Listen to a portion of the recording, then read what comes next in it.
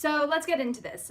First, let's look at how Harambe ended up in the zoo in the first place, shall we? Harambe was a gorilla native to the region of Central and Western Equatorial Africa. According to zookeepers, it is now their moral obligation to preserve these gorillas, whose habitat has been completely destroyed, in this case mostly by logging and mining. So it's pretty ironic, wouldn't you say, that these animals are now stolen from their endangered habitat in Africa, which we're responsible for destroying in the first place, and then imprisoned in zoos in our Western countries to protect them.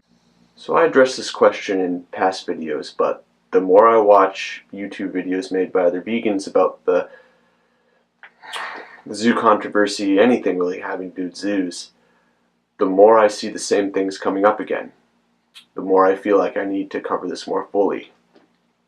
Because the question of whether or not zoos today poach animals, although I've answered it very simply, can actually be complicated.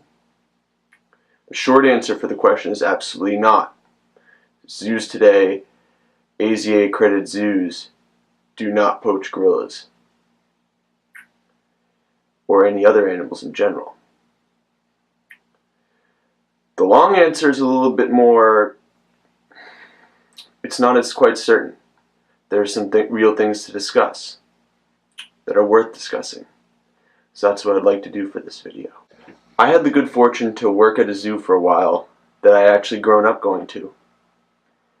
And one of my favorite things as far as what we provided for education at that facility was that at the first viewing area for the gorillas, the western lowland gorillas, we had a mural that I don't know how many guests actually looked at, how many examined closely, but if you did, it was quite fascinating. Basically what it was is it had the family trees for all the gorillas living at the park currently. And it basically traced their lineages all the way back to the wild. And there were some gorillas living at that zoo who had grandparents who were wild gorillas. But according to that mural, the last gorillas around 1972, the early 1970s was when the last gorillas were taken out of the wild. So it's been a long time. But one thing that examining it now that I take out of it that I think is important is the reality that the gorillas that are in the Gorilla Conservation Program, the species survival plan for the western lowland gorilla, those animals, we can trace their lineage back to the wild. We have knowledge of those individuals on a very deep level. And I've mentioned before, I know from experience with working directly with individuals in the lion SSP that you do not breed animals in those populations who we can't trace their lineage back to the wild. And so that seems to be a common practice within zoos, and a very important one to talk about. Because the reality for gorillas especially, or any primates in general, is that diseases affect them in a very big way. I mean, there are other issues that you can talk about within not knowing the full lineage of an animal, whether that's genetic defects, all sorts of things. But illnesses, especially for primates, considering what humans go through with HIV, and considering that simian immunodeficiency virus is believed to be one of the zoonotic diseases that crossed across the barrier to humans and may have resulted in what we now know as HIV. So illnesses, diseases affecting other gorillas, potentially even affecting humans as well, is a very big concern, and taking an animal out the wild would be a serious risk. And that's why, in a very real way, it doesn't happen. I mean, the timeline from 1972 to now also reflects ethics within zoos. It's a very different world. I remember some of the stories keepers would tell me about how it was back in the 80s, back in the early 90s even, and how it's very much different from then. They used to describe it as a Wild West kind of environment, the things that were done, the way things are managed. And that has changed greatly nowadays. I remember what we had to do when we cleaned the holding areas for primates. I remember it being you had to at least plan 5 minutes to put the whole uniform on. You put goggles on, you wore gloves always.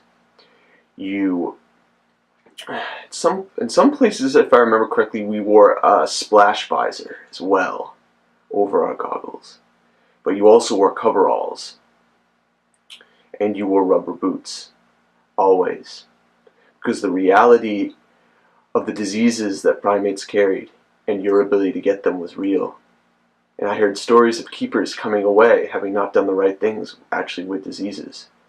Some of the ones that I know that some of the animals at our zoo had were Epstein-Barr, herpes. There was another one, but I can't recall it. But serious things that even spreading amongst humans can impact someone for their entire life. That's a serious thing. And that's something we were very careful about. And that's potentially a reality for the guests as well. You know, people who aren't aware of things interacting with primates. In some places, certain primates are free-ranging. And the reality of a monkey sitting on your shoulder and what it could possibly carry is very real. And it's kind of scary.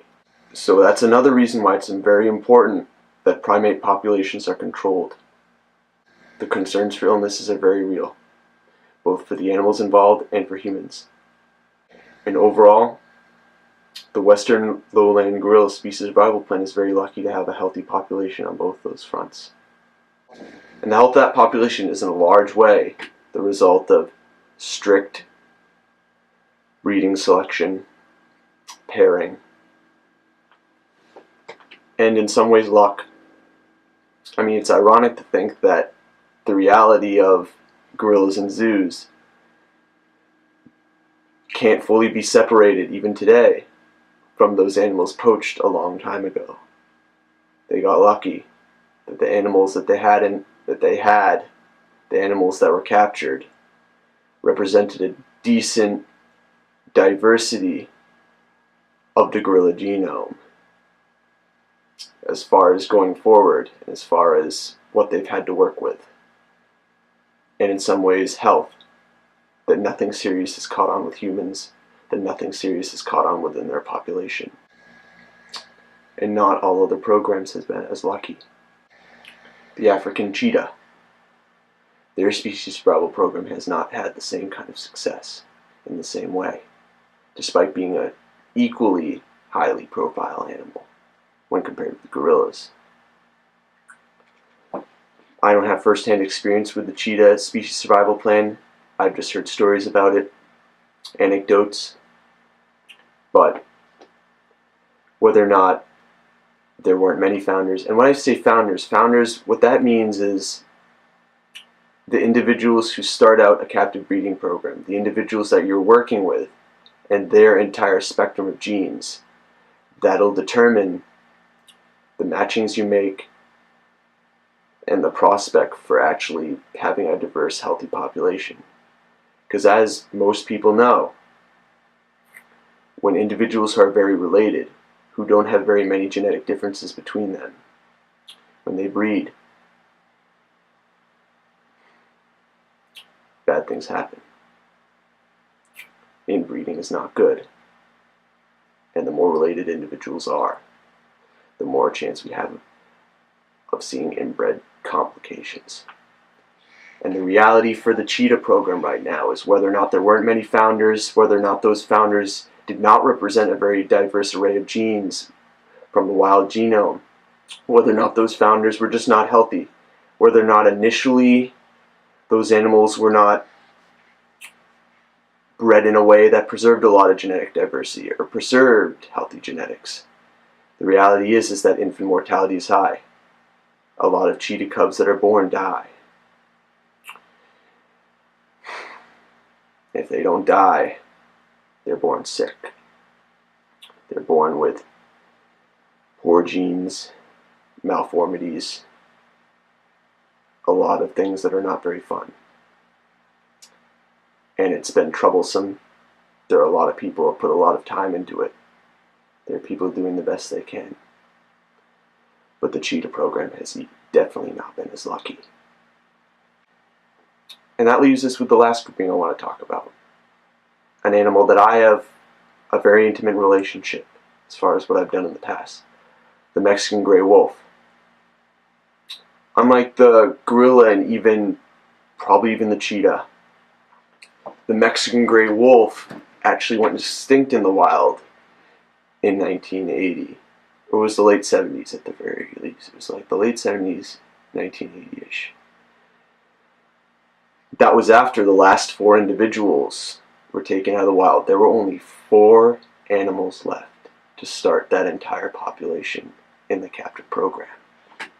The reality of wolves in the United States is that as a result of colonialization, I don't know the words, but as a result of that, farmers moving in, breeding cattle, wolves learned that cattle were an easy kill, and that led to conflict. Wolf pelts went at a very high price for political and economic reasons, and they were wiped out in a lot of areas. And in the southwestern United States, that was very real for the Mexican gray wolf subspecies. So they trapped the last 4, started a captive breeding program. They identified several areas where they could release them potentially. They've set up several very strictly regulated, very secluded captive breeding areas, but the zoos participated as well. There's a very large population right now of Mexican gray wolves in captivity. It's very strong on that level. But because there's only 4 individuals, that's a lot of work that needs to be done as far as figuring out the genetics, figuring out what matches work. I don't even want to know what life is like for the stud bookkeeper of that program. But the reality is there's serious ramifications for every breeding, every pair match made.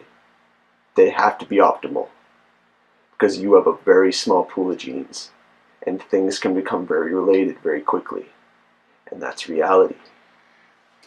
So there's a lot of mixing animals around, moving animals, sending them to other areas. And one of the realities of the Mexican gray wolf program is that individuals released out into the wild have actually had to be captured again and brought back to captivity simply because you need to make the right matches. You need to breed the right animals. Simply because that's a very real and very serious consideration. Is that the same as poaching? When a gorilla is killed in the wild and its hands are cut off and its head is cut off, that's taking them away from infants they might have, potentially breeding within their troop. That's removing an individual from that wild population. When you remove an animal from the wild to go back to a facility to breed again, that's potentially taking them away from pups. That's potentially taking them away from a mate. That's potentially problematic. There have been instances when animals taken out of the wild have been stressed, because that's a serious thing to do.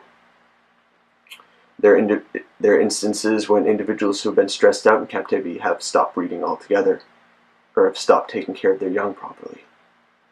Those are serious ramifications of that program. It has happened. I don't think that's the same as poaching, but there are serious implications, serious risks that you take in doing that.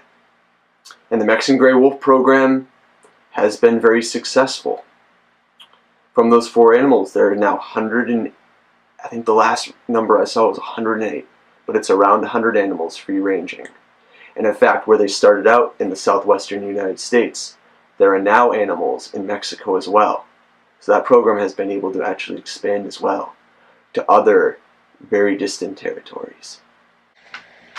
That is an exemplary program, in my opinion. Again, it's been very strictly regulated. I remember working at a Mexican wolf facility, and there were serious restrictions on what we could even feed them, how we could interact with them. Because the reality is, especially given the history of problems with ranchers and killing cattle, you're not allowed to feed Mexican gray wolves chicken. You're not allowed to feed them dairy cow. You have to give them things that they would eat in the wild, and that can be troublesome. There were times at those facilities when we were only giving them fish because we could get them from the naval ports very easily. When we could get bison, when we could get roadkill, that was a very real boon to give them some diversity in their diet. There are some zoos who only feed wolves kibble because that's all they can provide them. And I also remember we had as little contact with those animals as we could, which is a balancing act. You have to manage animals in a zoo. In private facilities, you can get away with that a little more, and I think that's dictated who's gone to the wild and who hasn't. That's dictated some complications within the program, but that's for another video. The feeling would be that if they got too used to humans, then they would go around humans. They would be more likely to go near areas where there might be ranches and cattle, and they might be more inclined to get into the habit of killing those animals. And that's going to lead to wolf deaths. That's going to lead to severe economic and political pressure that could kill the program. There have been wolves that have had problems killing cattle that have been removed to the wild. And the reality of that is they can't go out again because it's too big a risk to the program. So within even successful breeding programs, conservation programs, there are severe ethical questions. There are severe ethical compromises. And I think that's something that we have to deal with, something we have to acknowledge. That both the reality of taking animals out of the wild, there are times when, in order to help animals, that can happen, that's a consideration that wildlife organizations have to make decisions on, serious decisions on. But I think on a very real level, we have to ask ourselves, are some of those contradictions things we can live with? Are some of those things we can accept?